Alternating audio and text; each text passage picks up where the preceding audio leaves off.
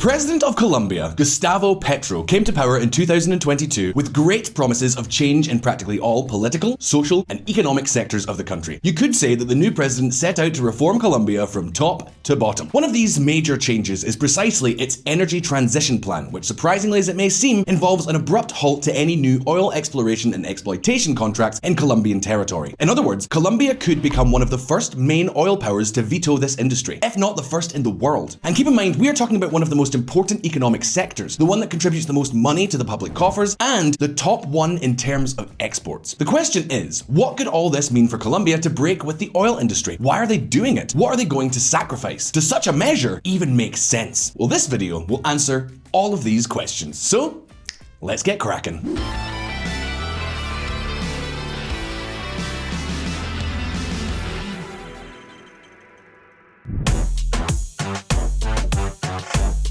With proven reserves of nearly 2 billion barrels, Colombia is among the 35 countries with the largest reserves of black gold in the world. Specifically, there are 23 geological zones in this country with various basins, of which only 9 produce hydrocarbons, 7 produce oil, and 2 produce gas. Of the 7 crude oil producing basins, only 3 account for more than 90% of productions. These are the Eastern Plains, the Middle Valley, and the Upper Magdalena Valley basins. In total, of the 20 departmental units that currently extract oil, only 1 extracts light oil, while the rest produce medium or heavy crude. These would be roughly the details. As you can see, the Colombian oil profile is not exactly that of a country like Saudi Arabia, but it does have potential. Although surprisingly, they had a hard time making the most of it. Stay tuned, because we're going to go back to where this whole story gets going.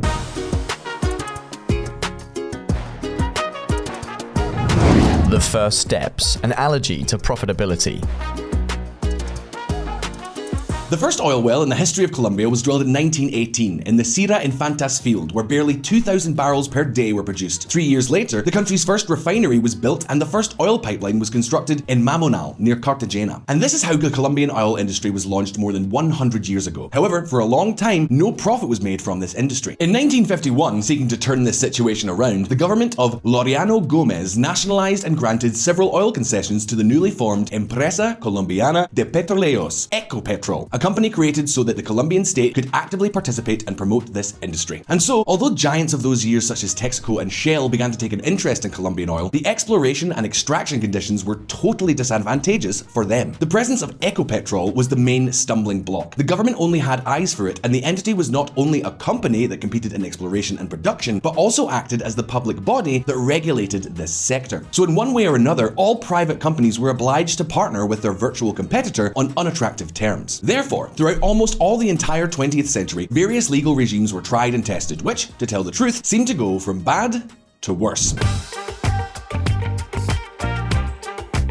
For example, between 1974 and 1989, a regime called 50-50 contract operated, which had the mission of promoting investment. However, under this framework, the private partner assumed the cost and risk of the exploration investment, which had to be completed within a maximum period of 3 years. However, when production began, the remaining profit was distributed as followed: 20% for the state and royalties, 40% for Ecopetrol, and 40% for the private investor. Of course, the private investor then had to pay the corresponding profit taxes. The result? Between 85 and 90% of the exploitation profits went to the state. The private investor barely received the rest, which, not surprisingly, was pretty unattractive. In 1987, an attempt was made to improve this regulation, although attempt is a bit of an overstatement. The only thing that was changed was that Ecopetrol took a higher participation in the cost of exploration, but it did not change the model in general terms. Therefore, in 1989, a new regime was implemented which would remain in force until 1994. Then, the figure known as the production sharing contract was created. In this scheme, the private partner assumed the exploratory cost and risk until the discovery was made. At that time, Ecopetrol would participate as follows. As you can see, the more profitable the discovered well was, the lower the proportion of profits that was left for the investor. If this model attracted a flood of investment, it must have done so far from Colombian oil, because in fact, a field with barely 60 million barrels was already scarcely profitable. Of course, this model didn't work. So in 1995, a new formula was launched called the R factor. In this case, production distribution was based on the profitability of the oil field without taking into account the magnitude of the reserves. However, it was not at all easy to calculate the expected revenues and profits, which produced a lot of uncertainty, an uncertainty policy that, not surprisingly, scared off all those other investors. So now, I'm sure you understand why Colombia's oil wealth was barely exploited during practically the entire 20th century, and the main interested party in the growth of production was the state itself, which took most of the benefits in the terms of taxes and royalties. So I'm pretty certain, many of you have the solution in your head. It seems kind of obvious. However, it did take a long time to arrive. Check this out.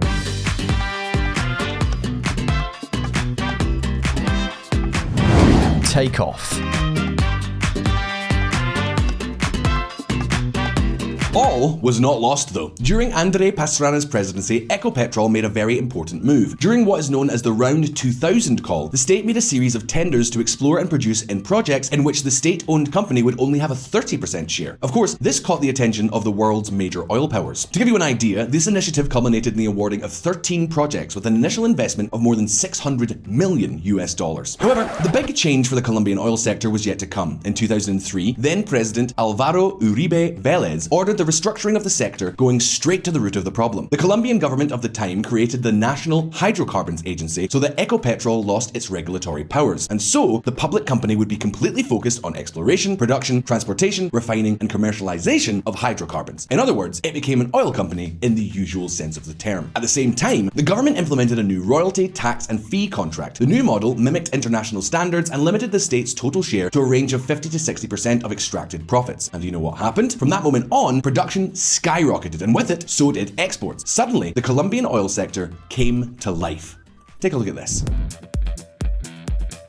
And so, while Venezuelan production was falling, Colombia was gaining more and more presence in Latin America's oil sector. The production levels reached would have been completely unimaginable just a few years earlier. Of course, there were also some problems. The drop in oil prices in 2015 reduced investment in this sector by about 30%, and the drilling of new wells by more than 80%. The government of Juan Manuel Santos then needed to propose a tax reform to contain the drop in tax revenues generated by oil. Let's just say that the Colombian treasury had become very dependent on the new public revenues brought in by the black gold. But let's not get sidetracked. In spite of everything, the sector consolidated and hydrocarbon exports continued to gain strength among Colombian exports. Today, the industry is responsible for slightly more than 1/3 of all Colombian exports. In a way, we are talking about a kind of oil miracle that contributed to changing the country. In just a decade, between 2003 and 2013, the country went from almost having to import crude oil to becoming a major supplier to countries such as the United States. And do you know what? Right now, with the lack of investment that for years has been happening in the international oil industry, and the Russian invasion of Ukraine has brought forth the possibility of Colombia experiencing a new golden era of hydrocarbons. However, the new president has said, no, the oil exploitation has no place in Colombia. Check this out.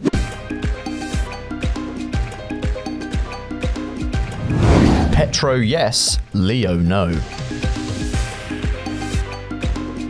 At the end of 2021, in the midst of Colombia's presidential election campaign, the future of the oil industry was a relevant topic on the candidate's economic agenda. The most forceful position was that of Gustavo Petro, who promised nothing less than the cessation of oil concessions. Check this out. Una, cesa la contratación de exploración de petróleo en Colombia.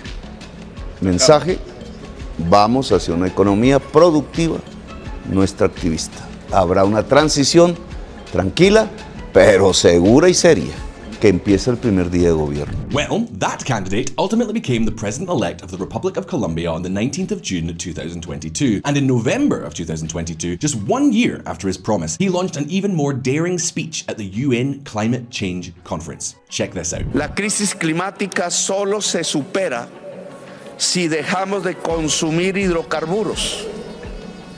Es hora de desvalorizar la economía de los hidrocarburos con fechas definidas para su final. La solución es un mundo sin petróleo y sin carbón. Pretty cool. But wait, because the real bombshell came on the 19th of January 2023, when Irene Vallès, Minister of Mines and Energy, confirmed that the government will no longer sign new oil exploration contracts. Decidimos también que no vamos a conceder nuevos contratos de exploración de gas y de petróleo. Eso ha sido, por supuesto, muy polémico a nivel nacional. Naturally, this has generated a lot of fear, not only in the oil sector, but in the entire industry and practically the entire Colombian economy. Will this country lose one of its most important sources of dollars and public income? Is security of supply at risk? You see, Colombia currently holds 330 exploration and exploitation contracts, which will continue to produce hydrocarbons for both the domestic market and for export for approximately 10 years. The question is, what happens after that? Well, this is what President Petro says. According to International Energy Agency projections, we have 5 years of coal exports and 10 years of oil exports. The transition has to do with two aspects. One, to ensure that the foreign currency we lose from coal and oil exports is replaced to the same extent by exports of clean energy and tourism mainly. Two, getting our own internal consumption of coal and oil to be replaced by electrifying transportation, changing our energy matrix, and decarbonizing production. Gustavo Petro, 21st of January 2023. There will be a strict energy transition, but maintaining oil exports at levels that will allow us to have the foreign currency the country needs. I would say that the oil transition will last about 15 years. José Antonio Ocampo, Minister of Finance and Public Credit of Colombia. In other words, he seems to have more or less of a plan to force the energy transition. The question is, will it be achieved in 10 years? Is it worth losing billions of dollars of potential revenue in a country that is still very poor and has so many shortcomings in fundamental areas such as infrastructure? At the end of the day, the data is clear. This is compelling stuff.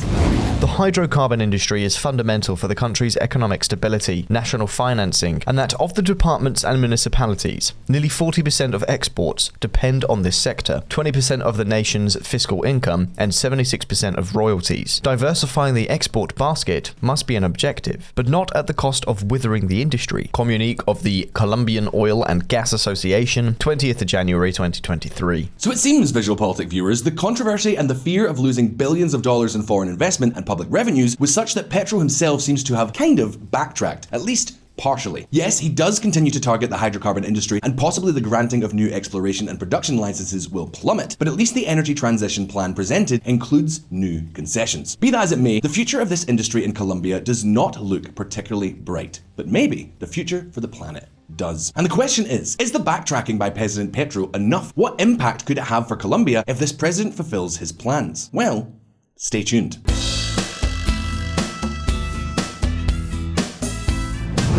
From oil miracle to oil debacle. It seems that words always count, but a president's statements usually count much more. With his rhetoric, Petro has burned the confidence of a sector that was going full steam ahead. In fact, in 2022, investment in exploration reached its best record since 2014. It is now expected that in 2023, the trend will turn around and investment will fall again. And we are talking about concessions that have already been signed. And of course, if Petro's plans are consolidated, then the problem could go far beyond the oil companies, the inflow of foreign currency into the country, and even the government's own revenues. We are talking about thousands and thousands of jobs. We are talking about the fact that fuel prices could become more expensive, which would harm the income of millions of families. And that's not even the end of it.